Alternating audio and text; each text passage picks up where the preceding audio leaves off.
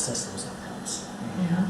And then activities related to those kinds of things. But I'm always kind of starting with my outcomes in terms of that's what I hope to achieve, through the course. So I'm wondering if we could use this framework. It's just that we may not have it all filled in, but if we start maybe with the focus on defining what the outcomes are, and then we start to add in the pieces, over time. But I think we really need to start with the level of what is it that we want them to achieve. And if we break this, if we just think of organizationally from the sense of we have these 4 modules, we're talking about 4 courses, we kind of like where you're starting today, we're starting with potentially 1 course. So let's come up with the outcomes for this course dealing with overview of management and administration.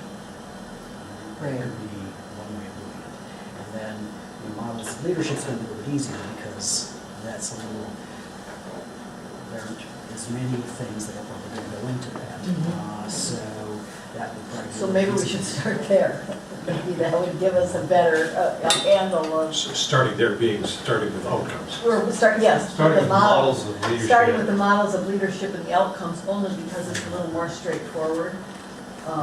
It's material that you present, and it might be an easier place to come together and just see it being formalized like you're talking about. And that would help, Matt, with what you're suggesting. Absolutely. Because over time we would get to this full mapping.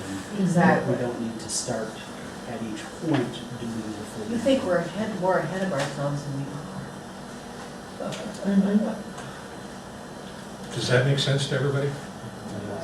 Okay, so here's what I'm hearing. This overall framework makes sense in the long run.